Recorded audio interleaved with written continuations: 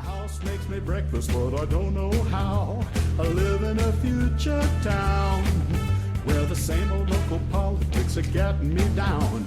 Everything's nice and clean and stainless. In school they teach the kids that adolescence is painless. There's a drug for every symptom and two if you're nice. And we're so diverse, we're all alike as laboratory mice.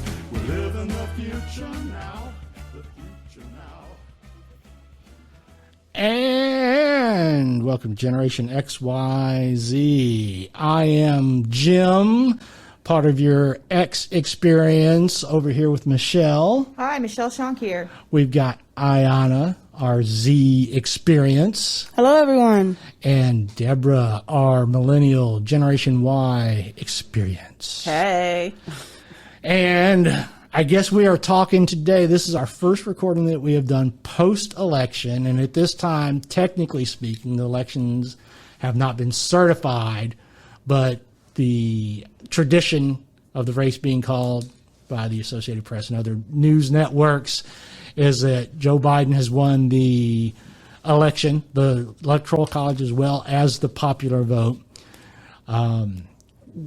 We may get into all the hyper specific to the time frame in our discussion, but in general, how do y'all feel about how the election? We'll start off with how the election went. Did y'all all voted? Yeah. Yes. Absolutely voted. All right. Did everybody? Who early voted? Who mailed in voted? Who voted on the day of? Day of me. Day of at Day the polls? of me. Day of at the polls. Absentee early. Absentee early. You go, girl. I voted day of as well. Well, being a veteran, I had experience with absentee voting. So Sure. I've voted absentee voting a number of times. So it was just, Yeah. Absolutely. the right choice for me. Right. So, Jim, why did you vote the day of? Because I was one of the 0.0001% of undecided. No, that's not true. I enjoy the experience. I think when we talked about voting in our first episode, I mentioned that I didn't really wasn't interested in voting until I was in my mid to late 20s. Mm-hmm. And once I started voting, I just enjoyed the experience. I don't mind standing in line. It feels, it's something to do. It's being part of the whole experience. For me, if I'd have voted early, I think I would have felt a little more detached. Not that I was against voting early. I just was like, no, I'll go the day of. And if I have to stand in line, especially since the Commonwealth decided it was going to be a holiday for all of us, that I was like, if I stand in line all day, I got my AirPods, I can listen to podcasts, I can listen to music. But I got there and I was in and out in less than 10 minutes. Same here. It's about the entire experience. Voting is something that I've done with my family ever since I was old enough to vote. So it's about going and the feeling that you get by voting in person and getting your little sticker. Michelle, did you get a sticker? Like, do they mail it? They did. It was in my absentee ballot. They did send it to me. Now, that being said, since I got out of the military and have lived here back in Virginia, I have voted personally. This year was the first year in probably 4 years I voted absentee. The polling place is literally around the corner from my house. I can walk to it. So I'm right around the corner from my, not polling, but my voting. What do you want? What is it called? Your precinct. My precinct. Yeah. Thank you. Okay. Why did you vote in person, Iyanna? Oh, because I just wanted to wait to the last minute. Well, because I had to make sure. Well, I knew I was going to vote, and this was actually my first time voting. Thank you. So I felt like I accomplished something that day, and my mom came too, but she left her ID at the house, so I went in there by myself. But we waited until like 5 in the evening to go, because the morning time, it was a lot of people out there, and I didn't want to get out in there in that line. So you saw it on the news, like it had a line? Oh no, I drove by the morning time and I went right back. But when I went there, it was like, oh, okay, you're gonna do this. You're actually doing something. You're using your right to vote. Mm-hmm. And then I don't know, it was like I was excited to actually do something and put my ballot in the thing. So be a part of it. Yeah, absolutely. There is a there's a satisfaction about getting it done, regardless of whether your candidate or candidates win. Makes you feel like you're part of your community. Yeah. And that Perfect.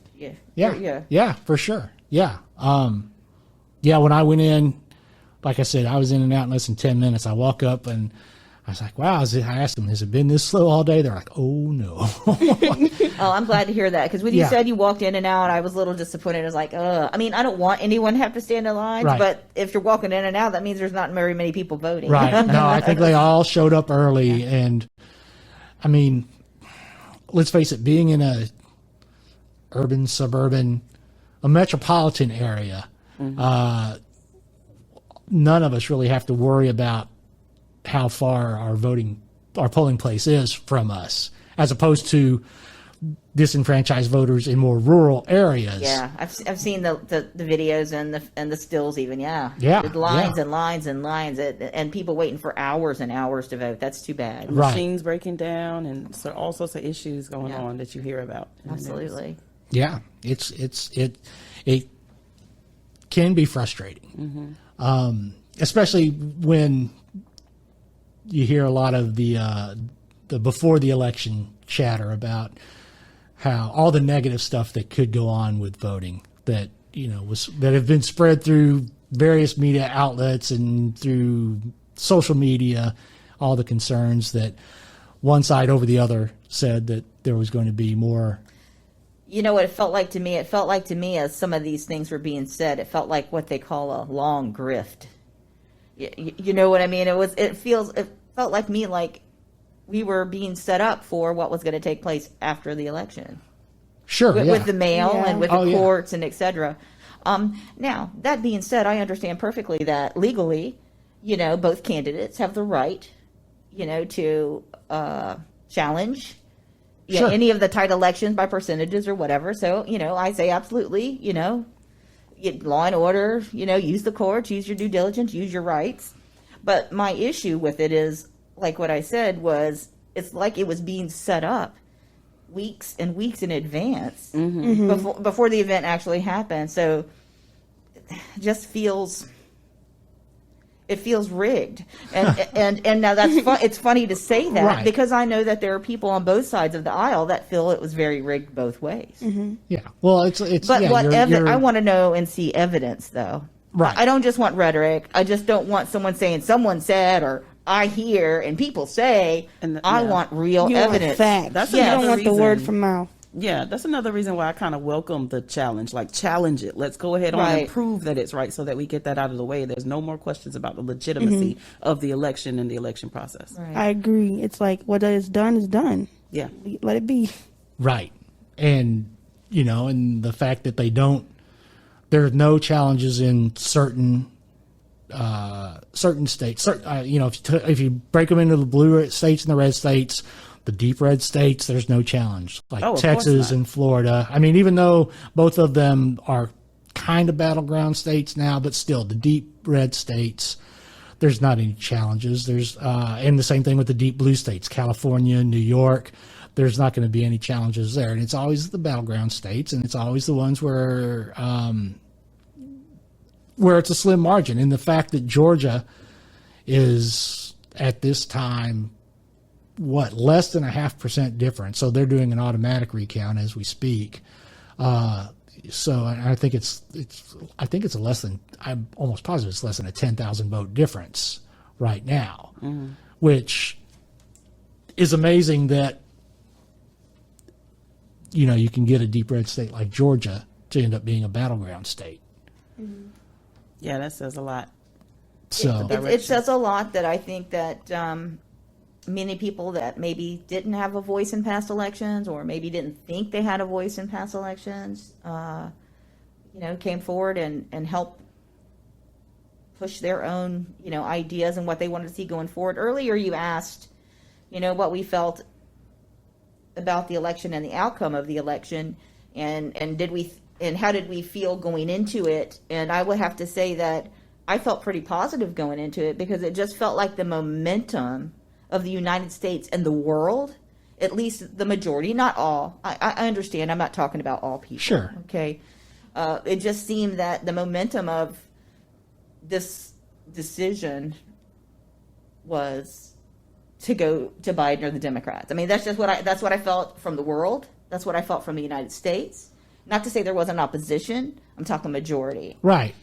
And then after the quote unquote calling of the election, pre-certified, the fact that we had countries around the world, standing up and clapping and celebrating, right, that Biden won, kind of cemented that idea that I had. Sure. Sure. Yeah.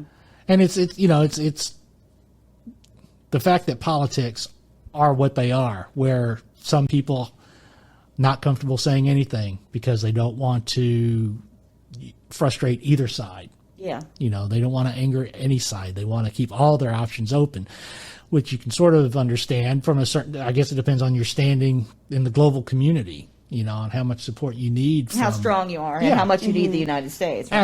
Absolutely. But there's... Listen, I feel like us even discussing this, even now, I walk on eggshells. Oh, yeah, right? absolutely. And that's not to say that I don't feel positive or confident in what I'm saying, but I understand completely that life is not just one lane, and I understand there are lots of different points of view, and I'm certainly not trying to, poo-poo Right. anyone else's ideas, thoughts, or etc. I am simply talking about my feelings Right. and my point of view and my perception. Right. Right. Exactly. And I think all of us, as we were talking before we started recording, we are all satisfied, to say the least, at the results of the election thus far. We don't want to poo-poo on anyone, and we don't want to. No one wants to dance. Well, and that's an interesting thing right there, actually, that if you're supporting Biden, nobody that I have seen so far in my little echo chamber, my little world of social media and news that I watch, I haven't seen anybody gloating. I haven't seen anybody, on that voted blue, jumping up and down. They're celebrating. They're happy. They Relieved. feeling a certain sense of relief.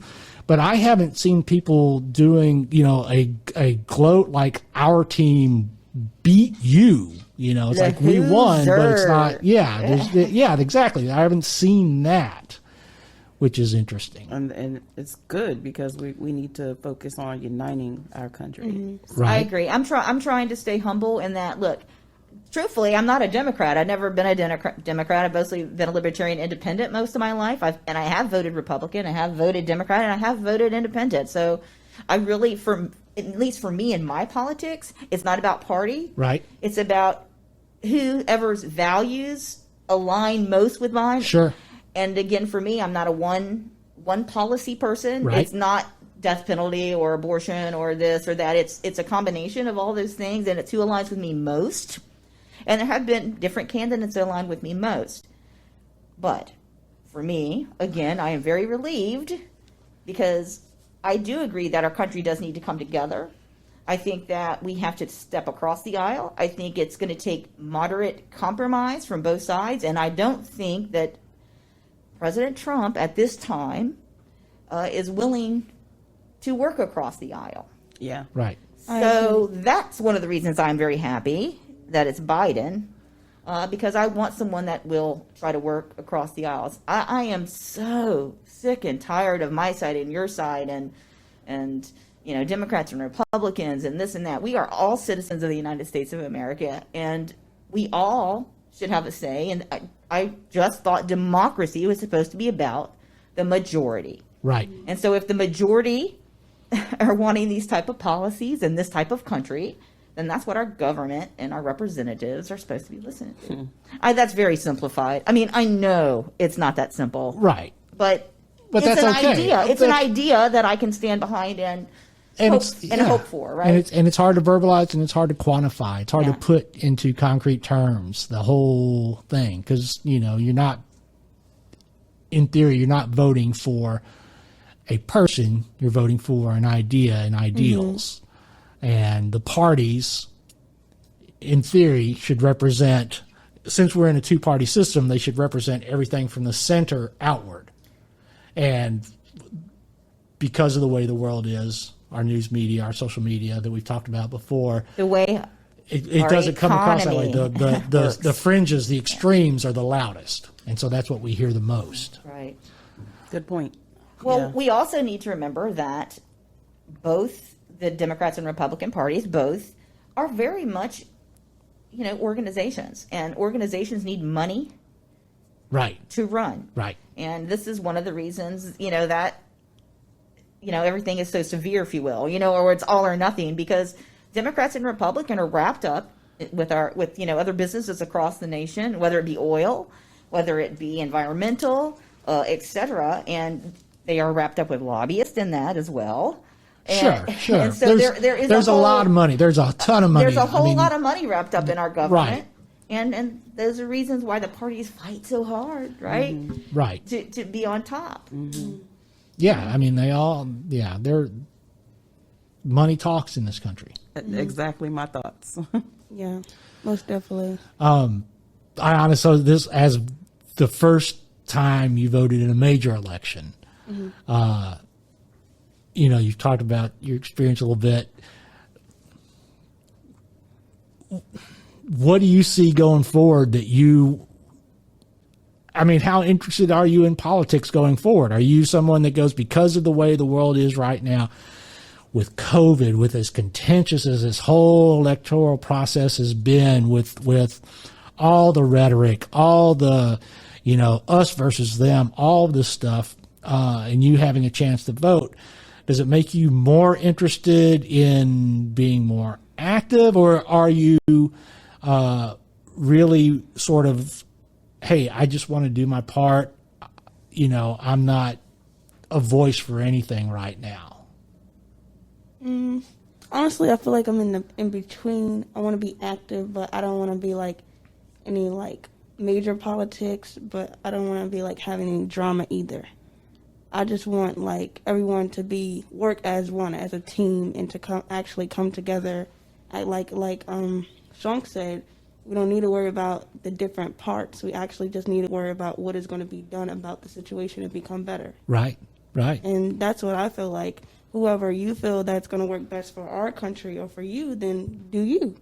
But whoever actually, the outcome, it's for me personally, I honestly, when we first talked about this podcast beforehand with the election and COVID and everything, honestly, I did not, I had faith in Biden, but I did not know that it would actually be the outcome because of how many people I've seen that actually go for the opposite side. And right. I see on the cars or on the houses, and I'm Sure. oh Lord. Yeah, I could take you to different neighborhoods, around where I live, and you could go down the street and you'd see, Trump, Yeah. and I could take you down another street and you can see Biden. Yeah. Biden. So. And that kind of makes me Nervous. think back to 2016 when, with the polls and everything, we expected the election to go one way and it kind of went the other. And this time you see so much, Trump propaganda, I guess. Right. Rhetoric, propaganda, you got it. So we kind of expected it to go one way. What do you guys think of the polls? Do you believe in the polls? I think that the polls are an okay snapshot A tool. of a given Yeah, moment in it's a time. tool. It's anybody that puts their faith in polls are, you're asking the universe to Slap you in the face. You're asking the universe to meet your expectations. Right. And that's, you can only do what you can do. You can go out, you can get the word out as much as you can. Everything from being part of get out the vote events to I know Iyanna wrote a poem about Gen Z and the responsibility and taking the opportunity and taking advantage of the vote, being able to vote, and how important it is to vote and be a part of it. See, there I went. I got myself so off track. But you're still good. You're close enough to the track there, Jim. That's good to go. I forgot where I started. edit. Pause. You was talking about the polls. Though. But yeah, so using the polls, it's a snapshot, but all we can do is do our part. That's what it boils down to. Both sides of the lane there, Democrats, Republicans, both use polls to bolster perception. That's what they do. And to make money. Yeah. Get donations. But they take get the funding. polls. They take the polls, and it looks good for their guys. They push it out there. They hope that it increases interest. They hope it gets momentum going, right? And they use the polls to try to increase their registered voters or just voters in general. A good point. It's not just one side doing that. It's both. everybody. Both. So nobody's better than the other, basically. Right. Well, if the polls are looking better for Biden, the Biden camp pushes those out. Hey, we're going to smash Trump. Come on, but we can't give up. You guys got to get out there, and you got to be careful because sometimes if you get too confident, like you did in 2016, yes, right, then people say, "Oh, I ain't got to worry about it. I ain't got to vote." Right. Oh, and then look exactly what happened. Yeah. Right. One thing about this election I'm so happy about wasn't it like so far like 3 more million people have voted than have ever voted in any a presidential election? Or it was a number like that. I can't remember the exact number. And I think that's fantastic. I hope that just continues. I want every citizen, legal citizen who, to vote that can vote. Because that is how we do know what the majority of the citizens of the United States want going forward. Well, and the minority, because that's important too. Because it's the fact that the more people that vote, the better idea you have of what's important to everybody. To everyone, right? Exactly. And it's not the minority aren't either. It's not that they're liberal snowflakes that think everything should be given to them free. Right. And the other extreme is not people who think that. It's not everybody who thinks that they should have a gun and, the government should have absolutely no say in their life whatsoever. You're 100% right, and I hope I didn't come across like that. No, not at all. The minority is as important as the majority, for sure. Yeah. I just meant in deciding in certain decision making. Exactly. It should be and that's what should steer the conversation. The minority or the majority steers the conversation. This is what a majority of the people want, and they're left and right. I mean, back to the polls. If the polls are to be believed, something like 80% of Americans feel like there should be some sort of government assisted health care. Right. So they just can't agree on what it is, whether it's fully funded, whether it's an option, and I have my own thoughts on that, but that's not what this podcast is about. Yeah. Well, I said it before, this is the main thing for me is this is not a net zero absolutely. Sum game. And so what I mean, it's not win or nothing for me. It's not I get all I want or nothing. Sure. And I think that's one of the problems that many folks have is, I don't know if they don't win all things, everything, that somehow they feel like they haven't won, defeated or something. But we need to compromise, right? And try to work out what's best for everybody. Right. My last thing on the polls, and this is a totally it's not a partisan thing, but it is specific to this election. That people I've read so many in liberal, moderate, and conservative sites about the so-called shy Trump voter, about people that would talk to the polls and not admit that they're voting for Trump. Right. And my thought process, and it doesn't matter if it was Trump or if it was Biden or if it would have been somebody like Bernie Sanders or Elizabeth Warren, who, more liberal, it doesn't matter. If you are too afraid to let the public know or an anonymous pollster know that you're planning on voting for this candidate, then why really are you voting for that candidate? If own it. That's all I'm saying. That's an interesting point, Jim, because I can speak specifically from like the experience of being a Black American. Like, I know a couple of people that voted for Trump, and they will not, like, it's a secret. We whisper it. Like, I just had this conversation with a friend of mine yesterday who was telling me that her husband voted for Trump, and I was like, really? And I was like, it's the kind of thing you kind of whisper. Right. Like, Right. don't want to get What does that say? Okay, So here I'm going to be a Trump basher, and I'm not trying to be. Huh. Because he's a human being, and he can change and be whoever he wants to be. I question the man's character. Yeah. I just question the man's character and values. And that's where my rub is. Mm-hmm. He does not, to me, have standard American values, what a regular American family stands for. Yeah. I think that's exactly But you know why what? It's kind of a secret, quote unquote secret. But at the same time, I guarantee you, I have people who are Republicans in my family who would say that's what I just said about Democrats. Sure. Absolutely. Yeah. And yeah, there are people, I know people that, whether they ultimately did vote for Trump or not, had said they were going to vote for Trump because they were afraid that a Biden win means that they could potentially lose their livelihood.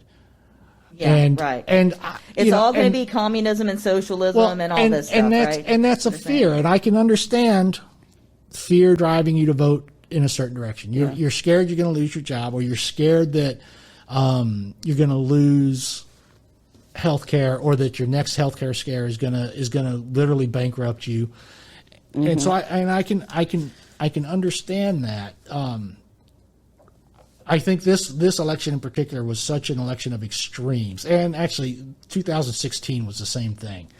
It's such an election of extremes that now that we've seen what pretty close to the final popular vote is, we know we're pretty divided.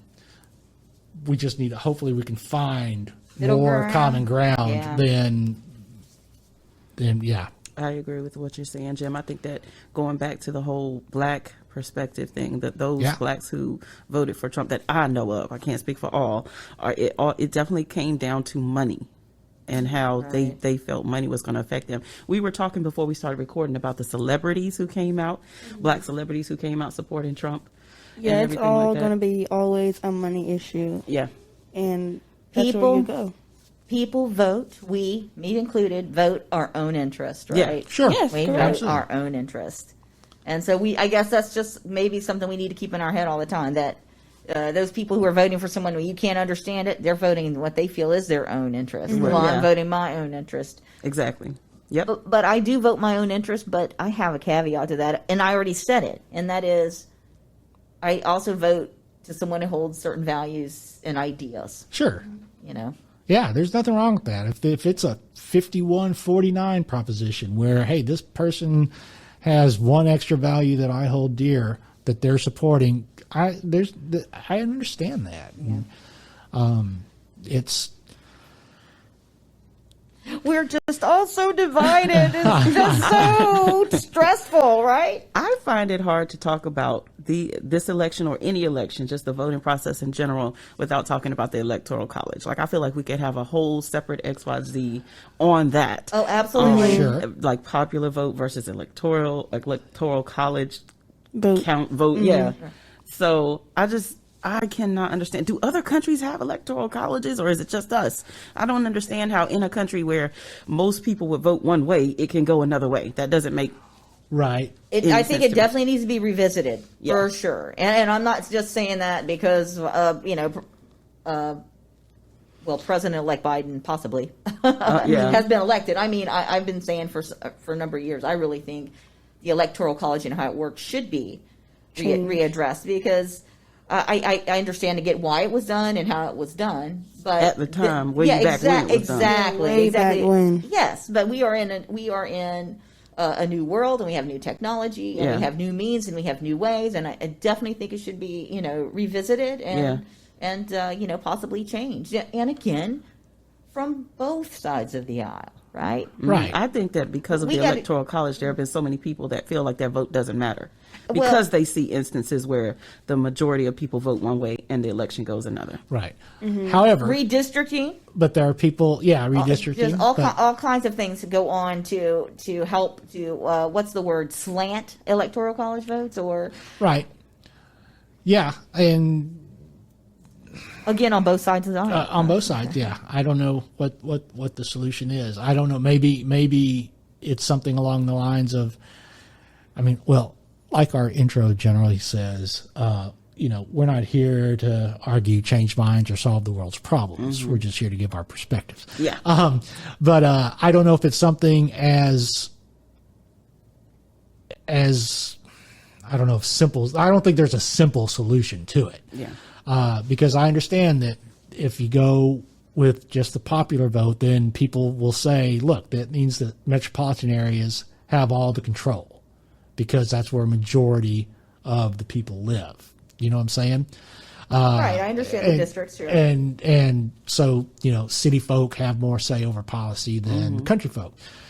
And in theory, the Electoral College helps balance that out. But maybe if states go to an independent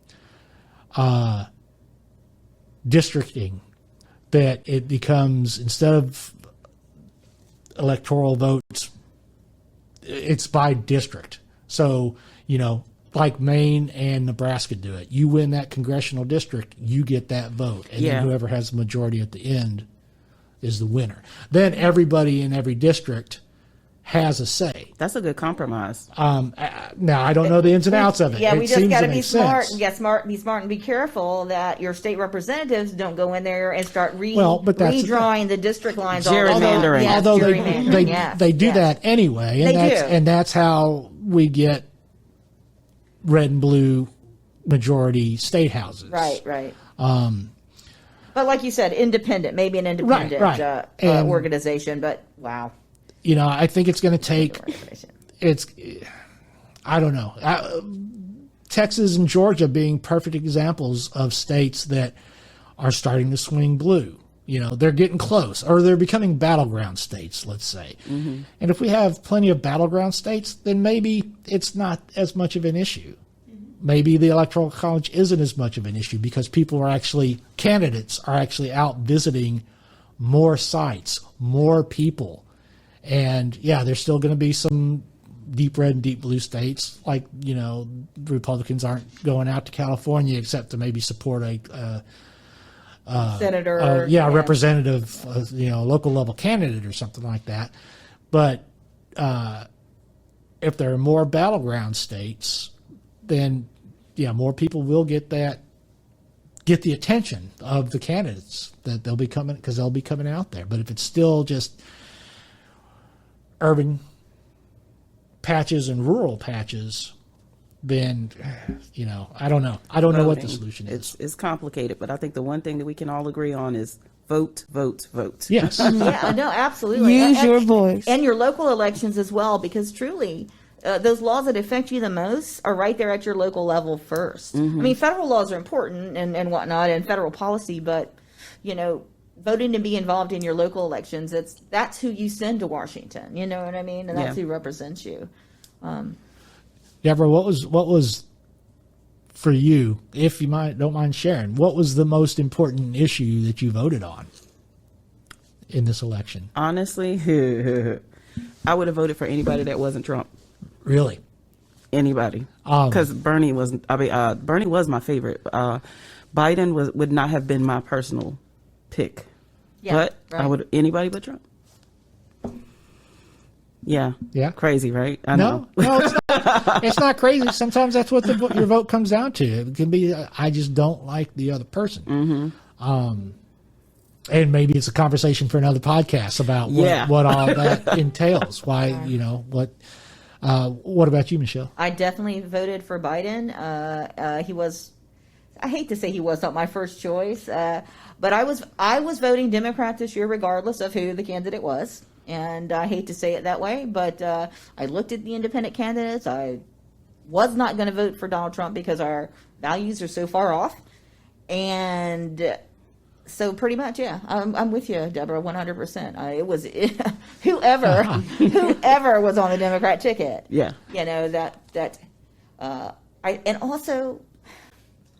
I think, Joe Biden is not quite the perfect representative of me. But he's way closer than Donald Trump is. So I could vote with my conscience as well. Right. And so that made me feel good. And I definitely think his values are closer in that he will stand up and try to get people to work together. He will at least try to do it. He may not be able to, okay? because I remember when, well, I've seen it when Trump has been in office. You know, we're just not going to let him, you know, do things. So executive orders, and even I remember when Obama was in office, and the Congress just weren't going to let him do things, Yeah, and so right. he had to do executive orders. So Right. my hope, sweet hope, and it is only hope, is that somehow Biden maybe can help us maybe get back to the point where our politicians are talking and working with each other. Right. Yep. Anna, was there any particular issue? I mean, or issues that I know you were excited to vote. Was there anything, not to necessarily push you toward Biden, but was there an issue in particular that you were really? Well, honestly, I just agree with everybody at the table. And I guess because we don't have many people to vote for, so really it's like you pick that person or the other. Right. And then if you see like someone that's not doing too well and you already seen that person in office, and even when I couldn't vote, I'm just looking at the stuff that has been going on, and you say you're gonna make America great again, and then you ask yourself, so when was America great again? And then what are you gonna do? Right. And then I see Biden has some good qualities for himself that I'm not going to say he's the best person, but out of the option, he was, in my opinion. He may not have been for everybody else's opinion. And then I see what he would do about the health care, and then he did say he's maybe tried to do free college for some people, so that would be a good outcome.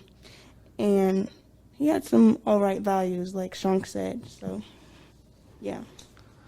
How about, how big a deal was it for anybody that's listening? Just so you know, I am like the so stereotypical demographic of the middle-aged white male. So my cohorts today are all female, in case you couldn't tell by What you talking names. about? Yeah, Deanna? exactly. But how was Kamala Harris being on the ticket, was that? I mean, I know that for anybody that voted for Biden, it wasn't a negative, but how much of an impact did her as vice president make? You know, is it on your decision? Not on your decision, but on your outlook on how excited you were about voting. I was very excited and proud that a woman of color, a woman of minority background was on the ticket, and just ecstatic. It's just another point of view. It's just another cliche, blown out of the water. Sometimes the first person's foot in the door, it's the hardest one. Right. And I certainly don't want anything to happen to Mr. Biden, but I have absolute, complete confidence that Kamala is smart, Right. able, proficient, strong, woman that can handle whatever comes her way, and that's my opinion. Absolutely. I agree. Yeah. I just wanted to say, Iyanna, I don't mean to cut you off. I agree with everything you said, Shunk. At the same time, I cannot deny the part of me that was questioning whether or not that was a strategy used. Absolutely, it was to get the minority vote. I mean, it worked. Right. But don't think I don't see you, and don't think I don't know what you did. Absolutely. That's it. I seen that too. Absolutely. But I feel like It was a smart choice, and it was a strategic choice, and that's what you're saying. And I Absolutely. don't want to take anything away from her qualification to be Don't. the vice president. Because it Not can be at all. both. Yeah. Because it can be both. Yeah, It yeah. can be both. Yeah, I lost my thought now, but Sorry. Yeah. but I think Over here running my mouth. Overall, I feel like it did use her as a tactic, but it was a good tactic to actually use. And for a woman in power, it's actually empowering women. And for other people to actually see a woman in office, it's like, okay, she's actually doing this. So, like, for our perspective, they're always going to put color somehow in a perspective, like to pull some people in. So, like, when they actually said, like, I seen they was like, she's not even all that black or something, and she has half Indian or something. And I'm like, why do we always have to talk about color? Like, let the lady have it. Like, she did good. And I honestly, if anything, like you said, if anything happened to Biden or anything, she will, when she come in office or anything happen, I think she will pull it together and do what she got to do to get things right. It's definitely a great moment for women and women of color, Black people, Yeah, but all people of color Absolutely. in this country. Absolutely. Well, last thing that I'm going to say when we're talking about issues about voting, my whole thing basically boiled down to, as I've said before, and we all kind of know, I lean further to the left than I do to the right. Yeah, exactly. Although, well, no, I don't even want to get into that because that's a whole nother podcast. There are certain conservative values that I do think are very important. And, Yeah. I would love to hear them. And Look at Jim. He's confused. He's got a blue T-shirt on and a red flannel. Yeah, exactly. He doesn't Yeah. know which party, right? Talk about mixed messages. I'm middle of the road. I'm just vanilla. That's me. I'm 50 Shades of Beige. I'm right there with you, Jim. That's cool. I Basically, hear what ya. it boiled down to for me is if I have to pick a side on things like this, whether it's activism, whether it's politics, I'm going to go with the side that is trying to push for inclusion. I felt that whether he means it or not, the whole Biden campaign was, I want to bring everybody together. I want to try and find those ways to make things work. I want to try to heal the divisions that have started. The whole Trump campaign was Democratic cities suck, Democratic states suck. If you're a Democrat, you suck. Right. I do better for everybody than anybody else, and it's me against you. And so I would rather go personally with the more inclusive group. Just like, if you want to talk about a little more extremist groups like the Proud Boys that we've all heard of, and Black Lives Matter that we've all heard of, that people from the center out can look at as more extreme groups because they're definitely agenda driven. Well, Proud Boys, for me, from everything I've seen, they are exclusive. They are trying to push people out. We don't want these types of people in our ranks, whereas Black Lives Matter is saying, we want inclusive. We want to be a part with everybody else. Right. And that's important to me. That is, so there. All right, I'm getting down off my soapbox. That's a good point, though. Like, if you look at the names of the groups, the Proud Boys, like, versus Black Lives Matter, that's a statement. Even if you think about it just as take away the fact that it's the title of a group, Black Lives Matter, you're trying to prove or show or get people to believe that Recognize that apparently there are people that do not think Black Lives Matter, this group right? of people matters just as much as the Yes. other. Like, so that's, my mind just went there. That's fine. But It that's the is. whole point. It's inclusivity. It's about being inclusive. I would rather, that's If I raise money, I think I said something like this before. If I raise money for the Cancer Society, it doesn't mean that the AIDS Society Other is any causes less don't matter. important. Right, yeah. And I just never understood the negative reaction people have to certain, movements. Like Me Too movement. If you're in a Me Too movement, you must just be the wicked witch of the, the East, right? Or, I'm overstating, of course, but, Black Lives Matter doesn't mean other lives don't matter. Right. Me Exactly. Too doesn't mean that men and other people's lives don't matter. Right. It's just trying to bring attention to the problem. where apparently there is some exclusion. Sure. Or This is necessary to say. It's necessary to say that Black Lives Matter. Yes. Yeah. Yes. Absolutely. 100%. Never. Again, it's not a net zero sum game.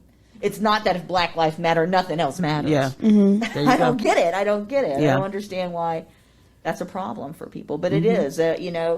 Blue lives matter. That's right. Right. That's what they say. When you say Black Lives Matter, they say Blue Lives Oh, they Matter, say all or lives white, matter. or all That's- lives that's- matter, that's- or whatever. That's the comeback. It's all lives matter. It's like, well, Okay. obviously all lives matter. Sure. But, some of you are Our saying criminal that, justice system is right. taking aim at Black lives a little more. Right. Right. What's Well- the analogy that they make online about if there's one particular house on fire and the police or the fire truck comes to put out the fire and they're like, well, our houses matter. Why don't you spraying our houses down with water? And they're like, well, your house isn't the one on fire. Right. Exactly. So Right. That's Yeah. a good analogy. I like that analogy. I think it's easy to visualize. Yeah, right. I think it's easy to visualize, and people can understand that. Yeah, for sure. All right. Anybody else need a soapbox to stand on? I'm passing them around. It's a call to Free action. soapboxes. Yeah, exactly. Well, I know that. You know what? I'm very fiscally conservative and very socially liberal, and so in some ways, I do stand with the Republicans, but I would like to see whoever is in office next that we actually try to get our budget balanced. Now, I know that's going to be crazy with COVID and all this stuff that's going on. But for me and for our economy and for our government moving forward, we need to start, balancing our budget and understand that we can't spend our way, right, out of a hole. Well, yeah, I think, see, you start getting into budgets. We could do a whole nother hour on all that stuff too. We could. But I mean, I think we all have to agree that this year is such an unprecedented, unexpected. I mean, it's just so different. I agree, yes, about getting the budget balanced. Yes, absolutely. I would love to see how to make steps to get that started and to still take care of, so that everybody feels safe, even with restrictions with COVID cases and COVID deaths starting to go through the roof. In the past, I always looked to the Republicans for that fiscal, Right. I'm not saying the Democrats were never, Right. conservative, right? But in the past, as far as being fiscally conservative, and I always kind of look to the Republicans, but I don't see that anymore, at least from my point of view. Right. I don't see that. And then I think back to the past presidencies.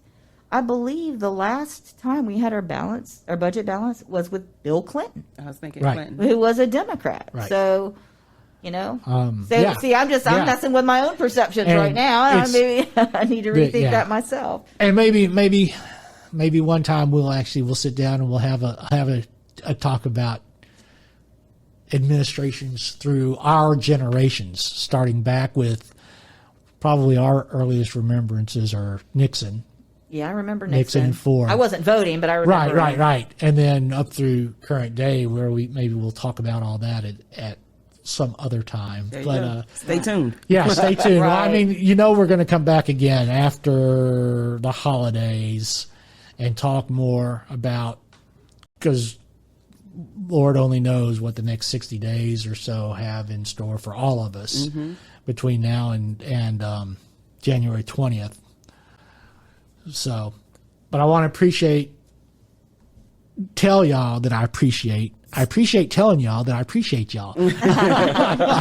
I always love just having these conversations and getting y'all's points of view. We appreciate the appreciation. Yeah, absolutely. Absolutely. And I'd just like to say to all of our, community out there, citizens, well, I can only speak for myself, peace and to everybody. I want everyone to have a voice, and I want everybody to have a voice.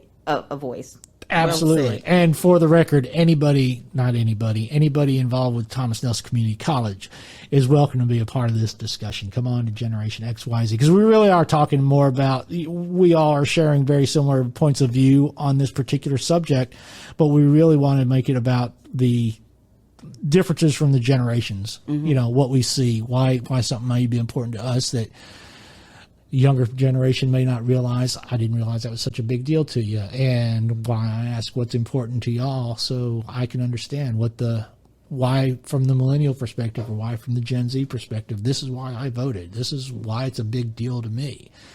And obviously from racial and gender perspectives, all of that. We appreciate it all. I appreciate it all. Yeah. So, all right. If there's nothing else, I'm going to play us out. Okay.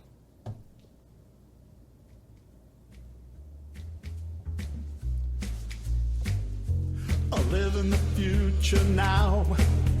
My house makes me breakfast, but I don't know how. I live in a future town, but the same old local politics are getting me down. Everything's nice and clean and stainless. In school they teach the kids that adolescence is painless. There's a drug for every symptom, too, if you're nice. And we're so diverse, we're all alike as laboratory mice. live in the future now, the future now. I married my future wife, but I had to take a mortgage on the rest of my life. We live in a future world where sometimes I can't tell if she's a robot or a girl. Now everything we need is just to keep us away. We're shopping, shopping, shopping through the night and all day. Deliveries are endless to our snug little hive, while our neighbors troll each other just to feel like they're alive. We live in the future now, the future now. We live